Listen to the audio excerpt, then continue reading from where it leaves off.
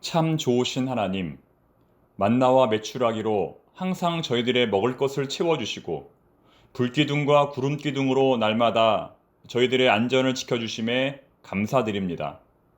비가 오나 눈이 오나 날씨가 추우나 더우나 늘 주님만 바라보는 저희들이 되게 하여 주옵소서. 오늘도 주님 주시는 기쁨과 은혜가 충만한 하루가 되게 하여 주시옵소서. 예수님의 이름으로 기도드립니다. 아멘. 샬롬. 지난밤 평안하셨습니까?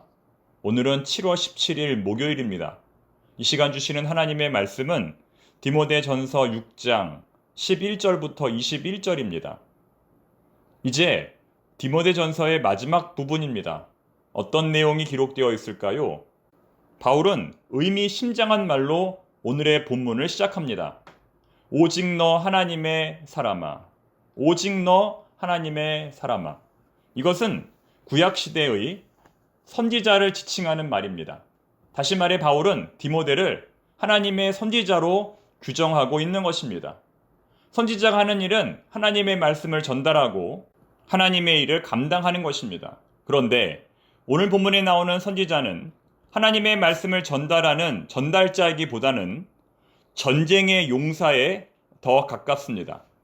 왜냐하면 이어지는 내용을 보면 바울은 디모데에게 전쟁에 관한 이야기를 하고 있기 때문입니다. 이것들을 피하고 의와 경건과 믿음과 사랑과 인내와 온유를 따르며 믿음의 선한 싸움을 싸우라. 영생을 취하라. 마치 바울은 디모데가 전쟁에 출전하는 용사인 것처럼 권면하고 있는 것입니다. 이 싸움을 어떻게 싸울 것인가? 공격은 어떻게 할 것이고 수비는 어떻게 할 것인가 말하는 겁니다. 즉 바울은 신앙생활을 영적 전쟁으로 여기고 있는 겁니다. 신앙생활이 영적 전쟁인 까닭은 우리가 하나님의 말씀으로 세상을 거슬러 가야 하는 사람들이기 때문입니다. 우리가 세상의 조류 그대로 따라가는 사람들이라면 신앙생활은 결코 전쟁이 아닐 것입니다. 그렇다면 여러분, 우리가 이 전쟁에서 승리하려면 어떻게 해야 할까요? 전략을 짜야 합니다. 그냥 열심히 해서는 이길 수 없습니다.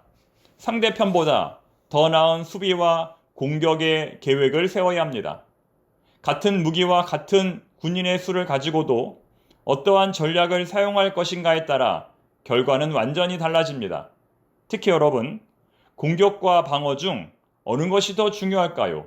공격이 중요할까요? 아니면 방어가 중요할까요? 경우에 따라 다르겠지만 기본적으로는 방어가 중요합니다. 방어가 안 되면 공격을 아무리 잘해도 소용이 없기 때문입니다. 적이 때리면 피해야 하고 적이 공격하면 막아야 합니다. 수비를 잘하면 공격할 기회가 반드시 옵니다. 공격 기회가 주어지면 과감하게 공격을 해야 합니다. 그렇다면 오늘 디모데는 무엇을 방어해야 하고 무엇을 공격해야 할까요? 그것을 분별하는 것이 가장 중요합니다. 디모데가 가장 먼저 방어해야 할 것은 바로 돈입니다. 디모데가 가장 먼저 피해야 할 것은 바로 돈입니다.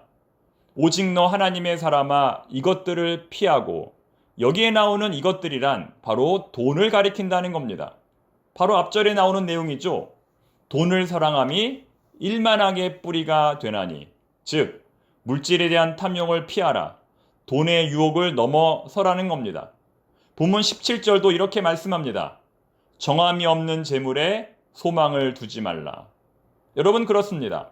하나님의 일꾼, 사역자가 제일 먼저 경계해야 할 것은 바로 돈입니다. 돈 때문에 멸망당한 사역자가 얼마나 많습니까? 발람이 그 대표적인 경우입니다. 발람은 불의의 싹을 탐하다가 자신의 신앙도 잃고 명예도 잃었던 대표적인 사람입니다. 하나님의 사람은 돈이나 썩어질 세상의 명예를 뒤로하고 오로지 하나님만을 향해서 나아가는 신앙인이 되어야 합니다. 돈 앞에서 흔들리지 않는 사역자가 진짜 사역자입니다. 두 번째로 디모데가 피해야 할 것은 이단입니다. 본문 20절은 이렇게 말씀합니다. 디모데야, 망령되고 헛된 말과 거짓된 지식의 반론을 피함으로 내게 부탁한 것을 지키라. 이미 디모데 전서에서 바울은 여러 차례 이단에 관한 경고를 했습니다. 이단이 무엇일까요? 이단은 변질된 복음입니다. 처음부터 잘못된 것이 아니라 끝이 조금 변질되었다는 겁니다. 그래서 겉보기에는 복음과 유사합니다. 하지만 그 내면을 자세히 살펴보면 거짓입니다. 의사로 따지면 돌팔이입니다. 돌팔이는 평소에는 오히려 진짜 의사보다 병을 더 잘 고친다고 합니다. 그런데 문제는 그 돌팔이는 언제든지 사람을 죽일 수 있다는 겁니다. 여러분, 이것이 바로 진리와 거짓의 결정적인 차이점입니다. 겉으로 보이는 화려함에 속지 말고 그 내면의 진실함을 볼 수 있어야 한다는 겁니다. 이 두 가지가 바로 디모데가 이 영적 전쟁에서 피해야 할 것들입니다. 그렇다면 디모데는 무엇으로 적을 공격해야 할까요? 디모데가 사용해야 할 공격의 무기는 무엇일까요? 오늘 바울은 디모데에게 믿음의 선한 싸움을 하라고 권면합니다. 믿음의 악한 싸움이 아니라 선한 싸움을 하라는 겁니다.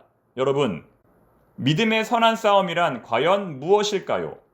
오늘 본문에서 바울은 디모데를 향하여 선함을 매우 강조합니다. 12절, 너는 많은 증인 앞에서 선한 증언을 하였도다. 13절, 본디오 빌라도를 향하여 선한 증언을 하신 그리스도 예수 앞에서 내가 너를 명한다. 18절, 선을 행하고 선한 사업을 많이 하고 나누어 주기를 힘쓰라. 바울이 오늘 디모데에게 주는 유일한 무기는 바로 선함입니다. 선한 데는 지혜롭고 악한 데는 미련하라는 로마서 16장 19절의 말씀처럼 우리 그리스도인들에게 선함은 너무나 중요합니다. 심지어 베드로전서는 이렇게 말씀합니다. 선을 행함으로 고난을 받는 것이 악을 행함으로 고난 받는 것보다 나으니라. 데살로니가 전서도 이렇게 말씀합니다. 악은 어떤 모양이라도 버리라. 그리고 로마서 12장 21절은 이렇게 말씀합니다. 악에게 지지 말고 선으로 악을 이기라. 그렇다면 여러분, 선으로 악을 이긴다는 것은 과연 무슨 의미일까요? 바로 앞구절을 보면 이런 말씀이 나옵니다. 내 원수가 줄이거든 먹이고 목마르거든 마시게 하라. 어떻게 하라고요? 내 원수가 줄이거든 먹이고 목마르거든 마시게 하라. 한마디로 말해서 원수를 은혜로 갚으라는 것입니다. 세상에는 세 종류의 사람이 있습니다. 첫 번째는 은혜를 은혜로 갚는 사람, 원수를 원수로 갚는 사람입니다. 보통 사람입니다. 대다수의 사람들은 이렇게 합니다. 두 번째는 은혜를 원수로 갚는 사람입니다. 매우 악한 사람입니다. 다른 사람의 선함을 이용하여 자신의 욕망을 채우는 사람입니다. 그리고 마지막 세 번째는 원수를 은혜로 갚는 사람입니다. 선한 사람입니다. 이 길은 우리 예수님께서 걸어가신 길이고 우리 그리스도인들이 걸어가야 할 길입니다. 고난의 길, 믿음의 길, 가시밭 길입니다. 이제 오늘 말씀을 맺겠습니다. 오늘 설교의 제목은 품격 있는 신앙생활, 품격 있는 신앙생활입니다. 품격 있는 신앙생활은 원수를 은혜로 갚는 신앙생활, 선으로 악을 갚는 신앙생활입니다. 품격 있는 신앙인은 악의 고리를 끊어낸다는 겁니다. 예수님처럼 어떠한 악도 그 앞에서는 힘을 쓰지 못한다는 것입니다. 오늘 우리가 끊어내야 할 악의 고리는 무엇입니까? 어떠한 상황에서도 신앙인의 품격을 지키는 악의 고리를 끊어낼 수 있는 우리 모두가 되기를 바랍니다. 기도하겠습니다. 하나님 아버지, 선으로 악을 갚는 저희들이 되게 하옵소서. 우리의 선함으로 인하여 이 땅의 모든 악함이 끊어지게 하옵소서. 어떠한 상황에서도 신앙인의 품격을 잘 지키는 청파동의 모든 교우들이 되게 하여 주시옵소서. 지금 이 시간에도 말할 수 없는 고통과 고난 가운데 있는 교우들을 붙들어 주시고 오늘 하루도 버텨낼 수 있는 힘을 허락하여 주시옵소서. 예수님의 이름으로 기도드립니다. 아멘.